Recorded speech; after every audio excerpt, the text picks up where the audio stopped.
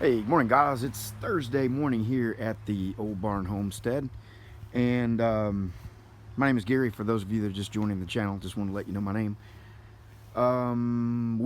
This is going to be video part number 1 on our paint booth build. So I should be having a guy come out this morning to a concrete contractor, local person, to give me a quote to do this. And I called the ready mix company and got a quote for just the concrete to have it delivered, and it was going to be $475 for a slab like that, and that includes the premium to, you know, for less the 6-yard minimum or whatever. Then they have $175 premium. So, but that was a smaller dimension than what I'm actually going to go with. I think I mentioned in the other video that I did call the city, and I have a 10-foot easement for my property line requirement. And so I remember we measured off this building. It was around, it was around 30 feet that we pushed it back just to allow some room back here. So sorry about the traffic noise. So technically I have 20 feet I can come out this way. But I'm not going to use all that. I'm going to make it 18 feet going out this way, 18 feet, and that'll leave 12 feet and any room for error, or maybe the building's not exactly parallel to my property line, or, just a couple of feet buffer there to make sure that I, don't have anybody coming out telling me I got to take it down. But I doubt that's going to happen. But anyway, so it's going to start there and go up to the electrical box. And I had somebody, who was that said that there was a 3-foot requirement on, in any direction of the electrical box. I don't know about that. Well, first of all, there was never any code inspection done on anything out here. And this electrical box is going to be open this way, which would be the fire entrance should there be some kind of fire here. And these guys put this box in, the electricians did, after I put the structure up here, and if this was closed in, well, that wouldn't be 3 feet. So I'm just going to live with that one. But anyway, it's going to be 18 feet that way and 18 feet that way. So we'll see what kind of quote I get, So we know the concrete itself is going to be, that was $475 for 12 by 18. So now I'm going to go out 6 more feet. So you're probably talking another couple of $100. So you're talking $600-700 for the concrete. The contractor is probably going to double that. I think somebody said it's $3 a yard typically for the, for somebody to form it and work it and do all that. So I'm probably looking at about $1,200 to get the slab done. And honestly, just to get it done, because every time I go to the paint booth, I'll show you something I worked on, a couple nights ago and what happened with it. I mean, it worked out okay, but it's just I need to, I need to get going and get this thing here. It'll just help everything all the way around. So I don't need to justify to you guys any more about that. But I brought the tripod out here. I'm going to open this electrical box to see what I have out here on this panel, if there's anything I can use or not.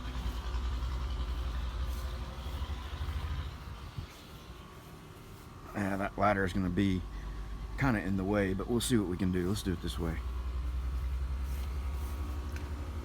Sorry about the shaky cam and moving all around and stuff like that, but I'll set you there. And I'll just get that ladder. Hopefully I can push it back, get it out of the way.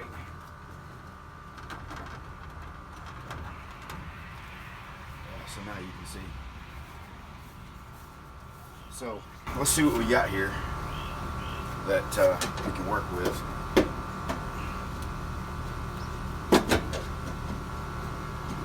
I really don't need much. I've got an air conditioner that is a 220 25,000 BTU air conditioner that I'm going to put in there. I was thinking, you know, do I need air conditioning in it or not? You know, because I'm just painting in there. And when the, let me get over here where you can hear me.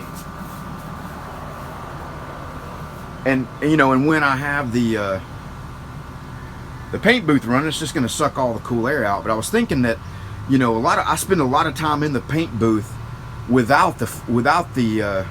In fact, if you think about the whole time I'm at the paint booth, the booth itself, the exhaust fan, is only running a very short period of time. So it's all the setup, the prep, masking things off, you know, priming one side, waiting, flipping it over.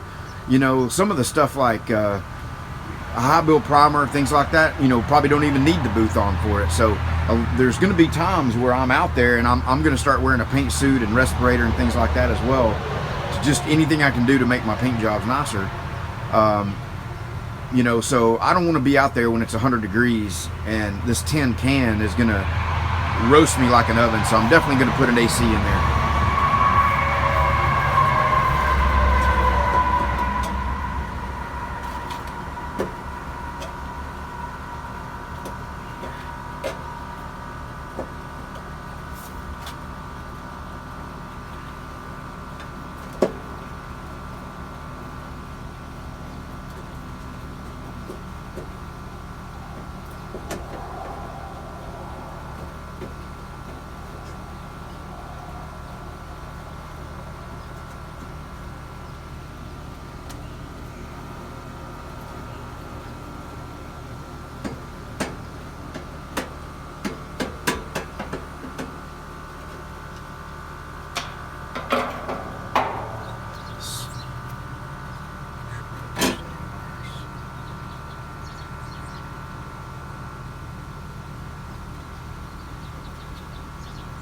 Okay.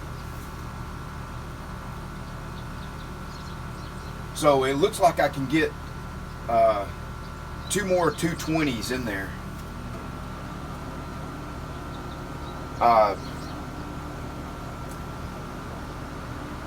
And there's 110 outlets. No, that's a 220 going to that as well. Let's see. Okay, so what they've got in here is the dust collector, which runs off 220, the air compressor, which is 3-phase. I thought it was 3-phase. Air compressor. Oh, my small air compressor. That's what it is. So my single phase 220. Well, let me get the camera and show you this because you won't be able to hear me talking, facing away from you with all the traffic and AC running over there.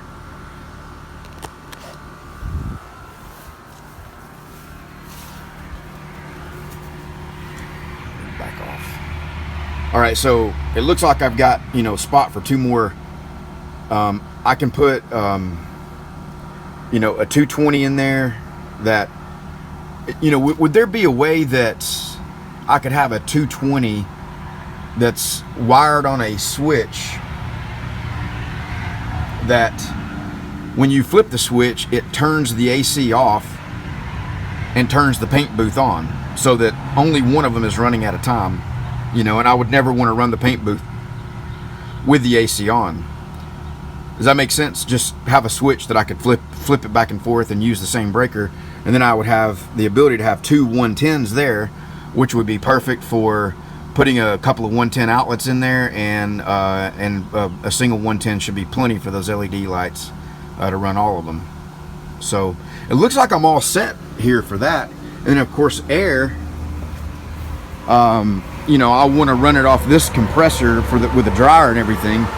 I've got a tap right here that I can just untap, and I've got more of this line I can just run down, you know, and run it down and get it into the thing there, you know. And so I think I'm good to go. Let me know what you guys think about this.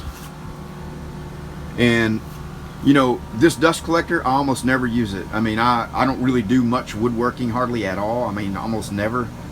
And the same thing with that other compressor there. I'm almost never turn it on. It's really just there as a backup if something were to happen to that one. I've got it set up where I can run my plasma off of it with the right, you know, motor guard filters and stuff to get the moisture out. Oh, looks like I got a little bird's nest in there. Huh. That tells you how often it runs. It doesn't run enough. I need to get another belt on it. It's squeaking and making a bunch of noise. So anyway, I was going to show you guys this. I painted this last night, or a couple nights ago actually. Yeah, 2 nights ago now.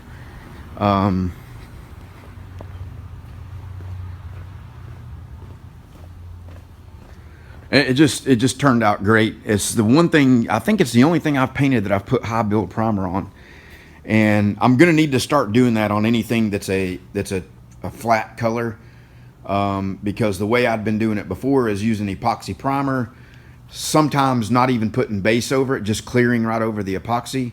And because I'm at the paint booth, you know, I don't wait long enough, and what happens is, you know, it will,